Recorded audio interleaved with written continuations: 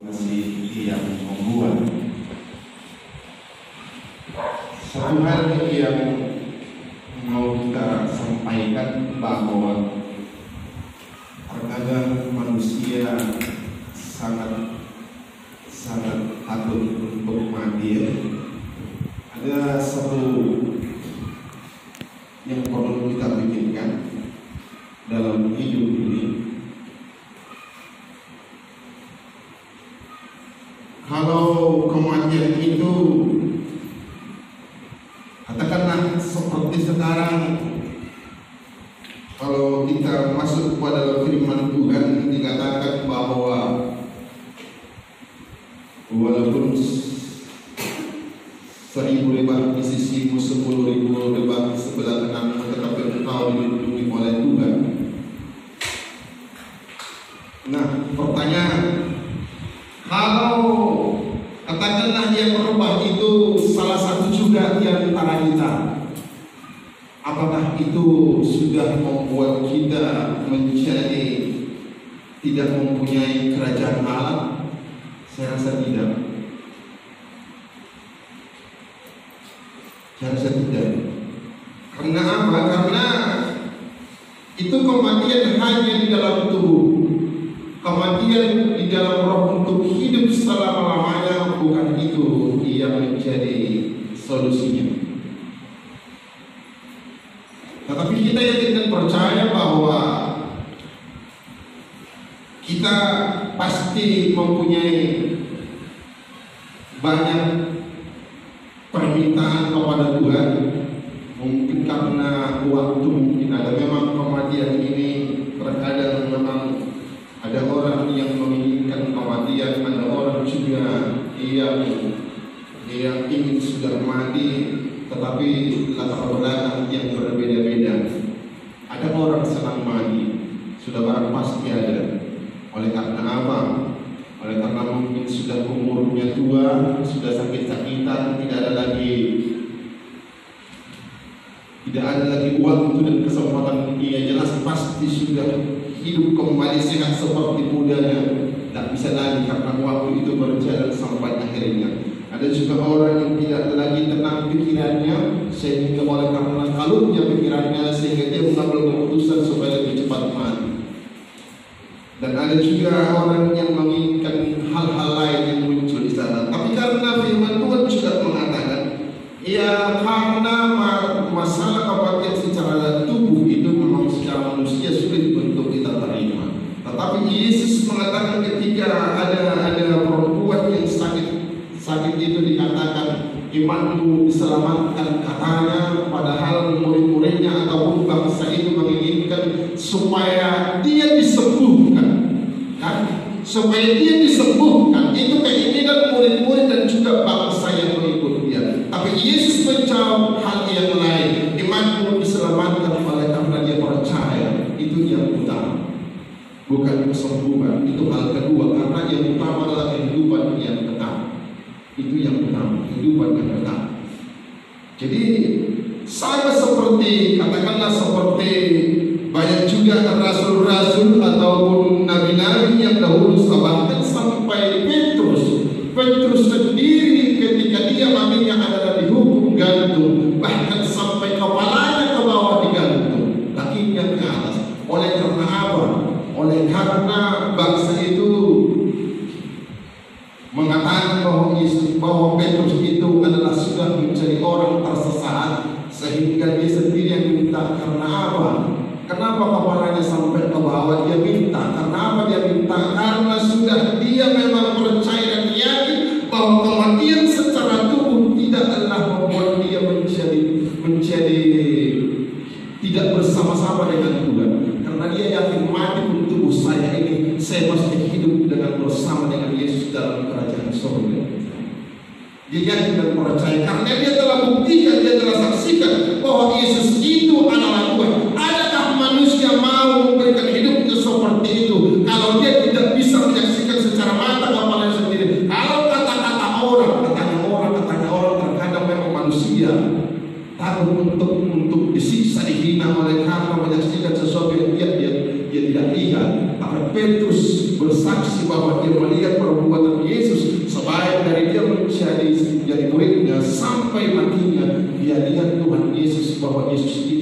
Allah yang luar biasa adalah Tuhan yang sesungguhnya. Karena dia saksikan semua, bahkan mati pun Lazarus dia tahu. Lazarus yang sudah dikubur 4 hari bisa dibangkitkan.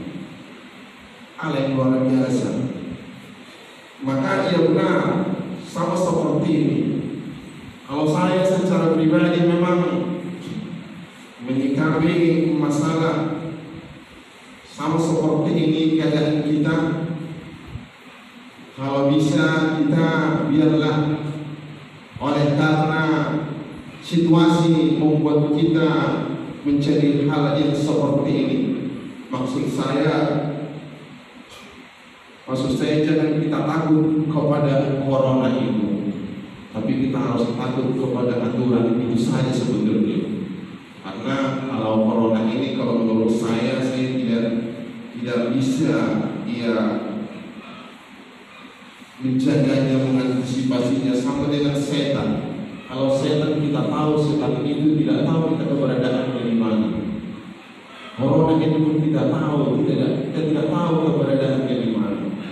Nah, sama seperti bersalaman ini, kalau hati saya sebetulnya ingin bersalaman dengan saudara, karena saya percaya saudara yang satu dalam hidup tubuh Kristus, kita saling mengasihi. Sama seperti yang kemarin itu kita beribadah bersama-sama, sungguh luar biasa. Ini tidak hanya kita, tapi oleh karena situasi ini terkadang membuat kita menjadi kurang surprise. Bersama pun sudah berkurang, ya itu memang yang belum keputusan. Karena apa? Karena supaya tidak ada kebimbangan, karena sebagian memang ada yang sulit untuk bersalaman, yang hadir untuk menjaga, dan ada juga yang mau bersalaman. Jadi diambil keputusan supaya kita tidak bersalaman, bukan karena kita takut kepada corona, supaya tidak ada keraguan di sana. Puji Tuhan. Nah, zaman ini yang sebenarnya yang kita lihat, kalau kita memang merenungkan, saya sendiri merenungkan, sangat memang bisa dikatakan sangat memang sungguh sangat susah hidup ini, apalagi diperhadapkan yang selama ini. Kalau kita lihat, kita katakan dokter itu dahulu enak, dokter ini ya, perawat paling dokter hanya diperiksa orang banyak duitnya. Tapi ada masa seperti katakan dalam firman Tuhan dalam pengkhotbah, ada segala sesuatu ada waktunya katanya. Sekarang waktunya mereka untuk kesulitan. Karena kalau kita tonton di televisi itu, kalau kita ikuti bahwa mereka untuk mengerjakan pekerjaannya sangat dilanda ketakutan, jangan-jangan mereka pun terkontaminasi ataupun terpapar oleh virus, karena sudah begitu juga banyak mereka yang sudah meninggal karena dibungkus semua. Bagaimana seperti ini bekerja? Sangat susah. Saya yakin dan percaya, karena kami juga bekerja di perusahaan. Kalau kita mau bekerja, beraktivitas semua kita cover memang. Dari sepatu, pakai baju, pakai welding strip, kacamata, masker semua, ada lagi helmet semua kita pakai semua, tak ada sedikit pun kulit kita tidak nampak. Sangat sulit memang. Sulit untuk bergerak, tidak bebas. Apalagi mereka yang diperhadapkan kepada virus ini, mungkin mereka jelas berat untuk mengerjakan, tapi karena sudah tuntutan. Karena apa? Karena menurut yang kita dengarkan bahwa ketika pakaian itu dipakai sampai selesai tugasnya tidak bisa dibuka. Sampai selesai tugas itu tidak bisa dibuka pakaian itu. Karena apa? Karena takut juga nanti ketika dibuka jangan-jangan dia bisa ada mungkin dari hal-hal lain bisa muncul, dia terpapar dia. Jadi sampai selesai dia gulung semua pakaian baru bisa nanti. Bahkan sampai kadang-kadang kita lihat di televisi sampai mereka di karantina di suatu hotel, dibuat menjadi hotel itu menjadi tempat untuk dokter dan perawat yang tidak boleh pulang ke rumah. Sedih sebetulnya.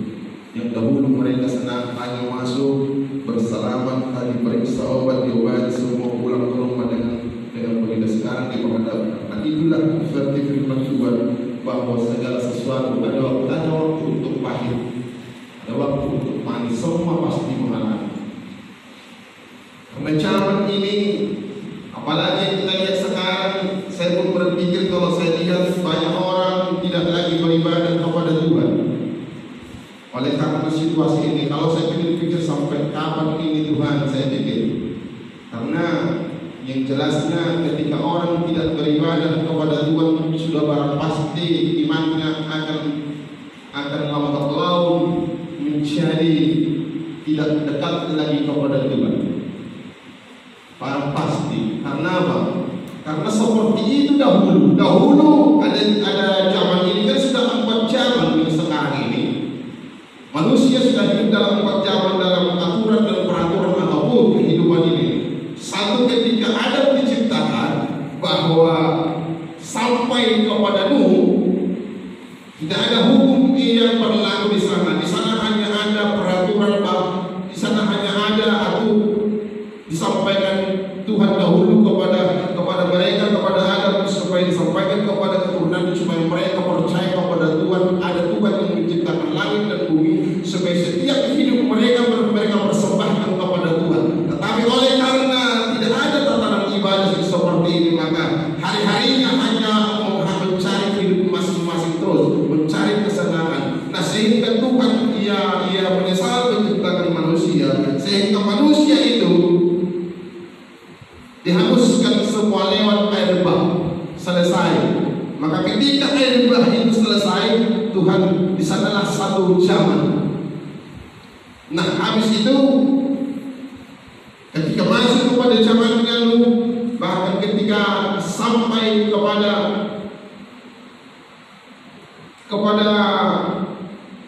Musa yang membawa bangsa itu, di situ ada kitab para nabi, dan sampai sebelum Yesus kitab para nabi ada di situ. Itulah hukum yang berlaku pada saat itu. Ada hukum yang berlaku, ya, tulisan para nabi. Nah, ketika itu tulisan Musa, dan yang disampaikan juga oleh Tuhan lewat Musa di Gunung Sinai, itulah hukum yang berlaku. Maka di situ disampaikan supaya mereka beribadah. Maka ketika itu mereka buat itu kamar suci, maka disitulah mulai mereka beribadah kepada Tuhan.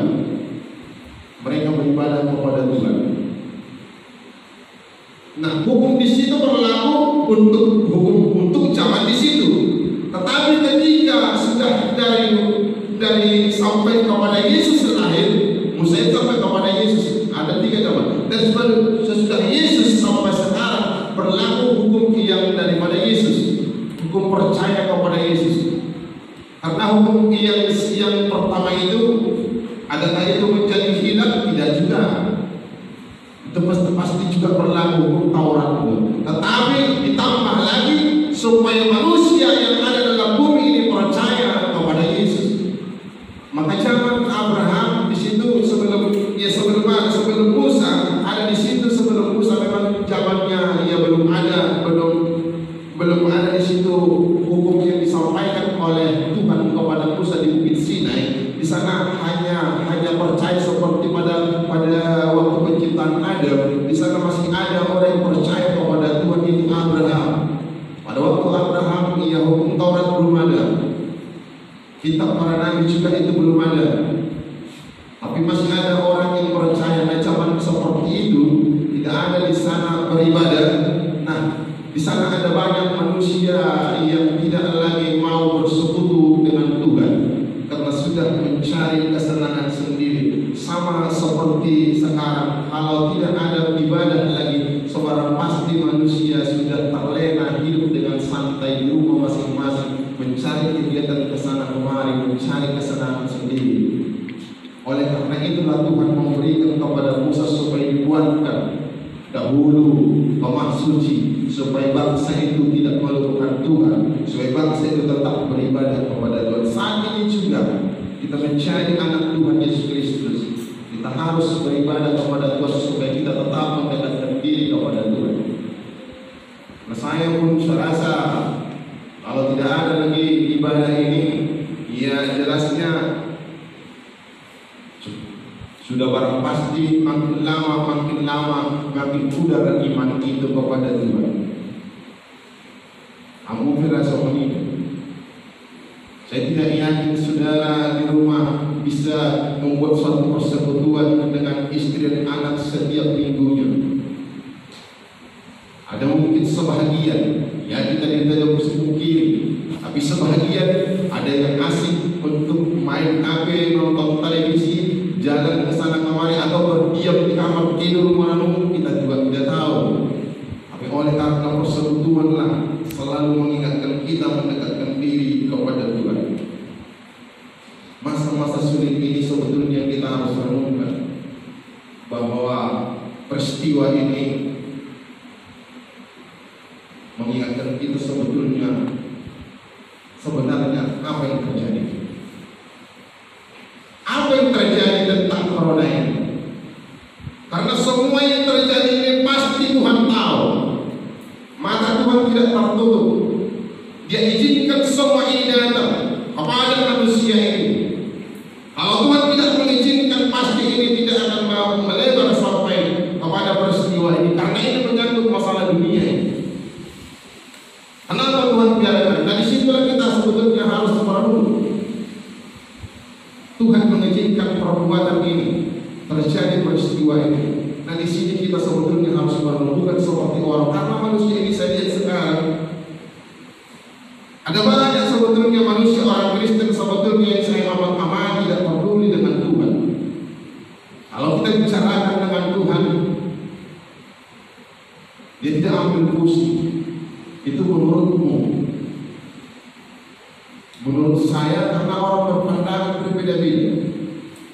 Pandangan saya tentang Tuhan, pandangan saudara, pandangan orang lain berbeda-beda cara memandang Tuhan seperti apa. Ada orang, saudara, bukan oleh karena ke gereja, saudara, kau kan orang percaya, kami percaya juga, sama-sama percaya. Ada banyak tentang hal itu. Tapi kita sebagai anak Tuhan tidak boleh kita melupakan semua peribadahan ini. Yang walaupun seperti ini, kita tunggu waktunya. Pasti waktu ini akan berlalu. Yang kita tidak tahu sampai kapan berlalu. Bisa-bisa sampai 1 bulan lagi, 2 bulan lagi, bahkan tahun ini tidak bisa kita ukur. Hanya waktu yang menentukan sesuai dengan perjalanannya. Bahkan saya lihat lagi di zaman ini macam-macam peristiwa. Kita lihat semakin gentingnya kejahatan ini. Sudah barang pasti ada banyak orang nanti yang susah makan, sudah pasti berbuat jahat. Barang pasti itu. Inilah saat-saat sukar yang kita lihat di zaman kita, termasuk di zaman saya juga, yang tidak tahu bahwa ke depan seperti apa lagi, apakah semakin panik hidup ini. Tapi yang jelas kita sebagai anak Tuhan, kita harus percaya bahwa Tuhan yang memelihara diri kita adalah orang-orang yang terang. Kalau kita orang-orang terang, kita jangan lupa bahwa Tuhan yang memelihara hidup kita adalah baik, menjaga Tuhan kita. Oleh sebab itu, sebagai anak Tuhan harus berjaga-jaga setiap waktu. Kita buka firman Tuhan dalam 1 Tesalonika. 1 Tesalonika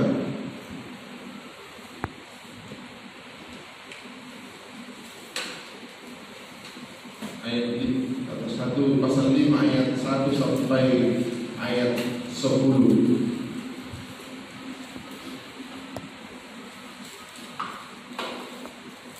1 Tesalonika 5 ayat 1 sampai dengan 10. Saya baca firman Tuhan. Yang sudah mati untuk kita, supaya entah kita berjaga-jaga, entah kita tidur, kita hidup bersama-sama dengan Dia. Puji Tuhan. Dia yang terakhir dikatakan, entah kita tidur, entah kita mampu, yang jelasnya Tuhan telah bersama dengan kita. Karena dikatakan di sini kepada dunia ini bahwa zaman dan masa adalah tidak perlu dicatatkan kepada kamu, katanya. Karena zaman ini semua adalah waktunya yang berubah-ubah, dan tetapi setiap orang percaya adalah kita dikatakan bukan lagi orang malam.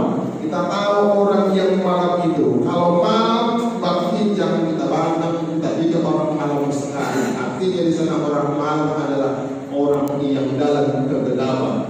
Kalau malam sudah pasti gelap. Kalau di dalam yang kegelapan, tidak tahu berbuat, tidak tahu bertindak akan apa yang dia lakukan, karena semuanya gelap, dia tidak mengerti artinya, tidak tahu apa yang dimaksud oleh Tuhan, apa yang mau dia katakan. Karena saya pernah, mungkin saudara juga pernah mengalami, saya pernah mengalami. Kalau saudara tidak pernah mungkin bekerja di hutan, saya alami pernah bekerja di hutan. Jam 5 sore sudah gelap, karena matahari tidak bisa menembus lagi ke dalam oleh daun-daunan yang sudah tertutup begitu rapat. Jam 5 sudah mulai. Apalagi pernah saya alami jam 12 malam kami keluar dari tengah hutan yang tidak ada apa-apa. Dari dalam hutan ada kira-kira 500 meter, keluar dengan jalan dari kayu-kayu yang jelasnya berbahasa di lokal Portugal, merangkak jalannya, merangkak hanya beraba-aba, entah berapa jam baru sampai keluar. Nah, itulah diumpamakan kepada orang-orang mereka yang tidak mengenal Tuhan, bahwa mereka berjalan dalam kegelapan, yang artinya mereka tidak pernah mau melihat apa yang terang tentang kebenaran firman Allah. Mereka hanya mencari kesenangan, mencari kepentingan dia sendiri, dan mencari hidup untuk menikmati hidupnya. Tapi kita orang-orang terang sudah diberikan kepada kita suatu pengertian, suatu pengetahuan, bahwa pengetahuan kepada kita adalah bahwa kita bukan lagi berjalan di dalam gelap. Karena Yesus datang kepada dunia untuk menerangi setiap di dalam kegelapan. Karena kita anak-anak Tuhan, tidak ada ubahnya kita dengan Yesus Kristus. Kalau kita sudah menjadi anak terang. Sebagai orang Kristen juga, bahwa dikatakan dalam firman Tuhan, adakah kita, seperti yang saya katakan tadi, sebagai orang Kristen, sudahkah kita sebetulnya melakukan kebenaran firman Allah? Ya sudah. Karena kalau ketika Nikodemus berbicara dengan Yesus, langsung berbicara, bagaimana supaya kami Tuhan bisa masuk ke dalam kerajaan Allah? Kamu harus dibaptis dengan air dan roh. Nah, dibaptis dengan air dan roh. Dan juga di antara kita, masih adakah kita yang belum dibaptis dengan air? Ini satu juga pertanyaan bagi kita. Karena itu firman itu dikatakan satu iota kata pun tidak ada yang terhilangkan, tidak ada yang lalai daripada setiap firman Allah. Ada banyak orang yang tidak peduli dengan baptisan air tadi, apalagi roh.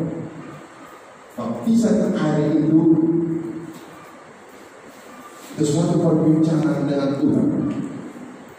Ada kita mungkin tahu sudah di gereja ini yang masih kita belum dibaptis dengan air, yang sudah menjadi dewasa dan juga yang sudah berumah tangga. Ini pertanyaan besar kepada kita. Karena itu dikatakan Nikodemus, maka sebagai anak Tuhan yang sebenarnya kita tidak bisa mengelak dari situ, harus dibaptis dengan air dan roh.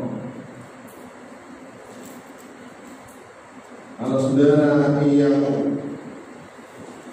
yang belum dibaptis dengan air, hendaknya kita berpikir untuk mau menuruti firman Allah. Karena Yesus pun dahulu, karena antara baptisan Yohanes dan juga baptisan Yesus Kristus adalah satu paket. Itu satu paket itu. Tidak bisa terpisahkan. Karena ketika Elizabeth mengandung Yohanes dan Maria mengandung Yesus, ketika mereka bertemu dalam kandungan mereka ada goncangan bersama-sama karena mereka satu irama.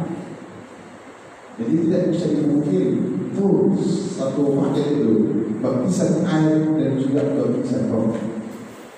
Maka bagi kita semua yang sudah mencari orang Kristen, apalagi khusus kepada kita, tak bisa lagi kita mengelak harus baptis dari air dan tandanya bahwa kita sudah bertobat.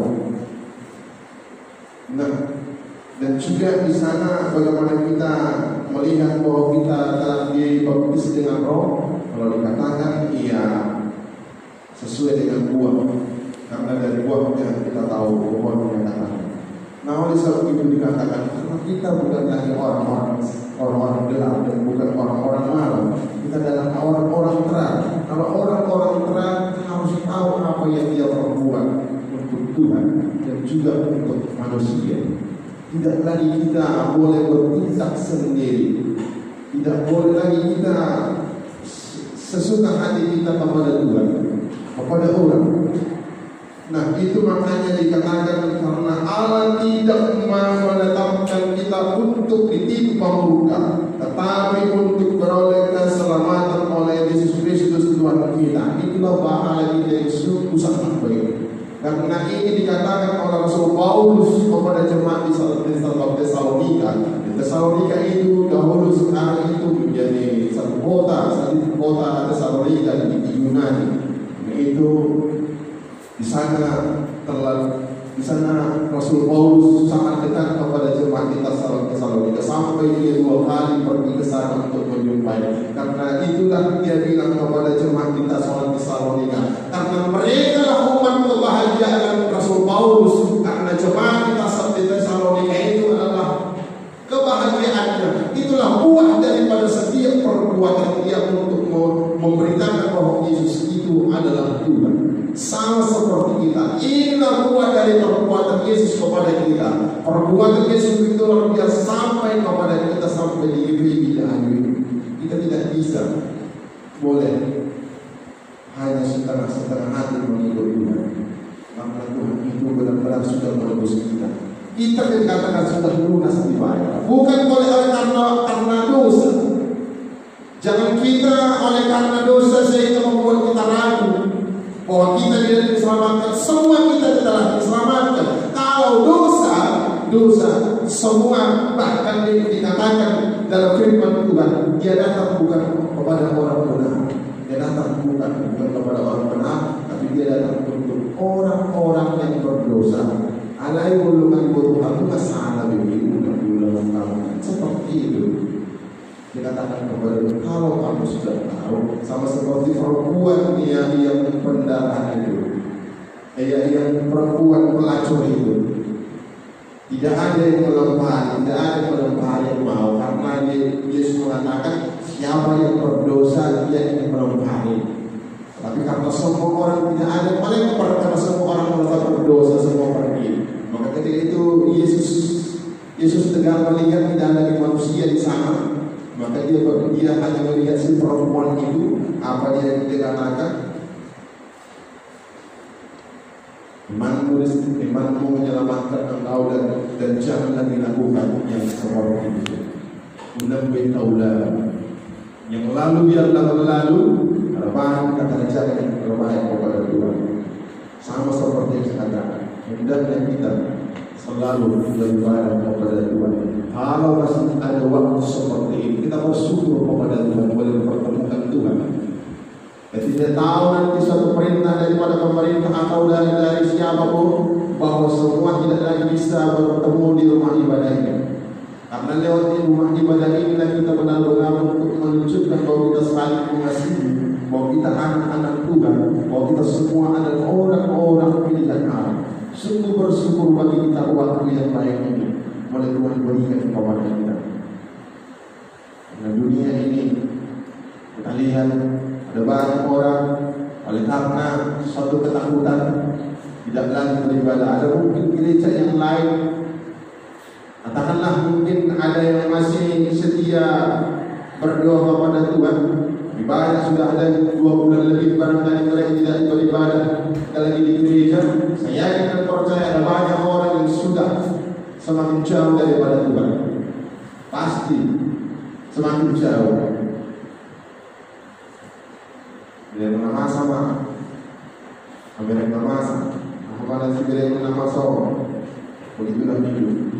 Tapi Tuhan yang baik itu tetap selalu menyertai kita. Maka zaman ini, zaman menurut dunia yang pamit, bagi kita harus zaman yang bisa kita bersyukur bahwa lewat waktu ini, penyakit ini bisa kita semakin mendekatkan diri kepada Tuhan.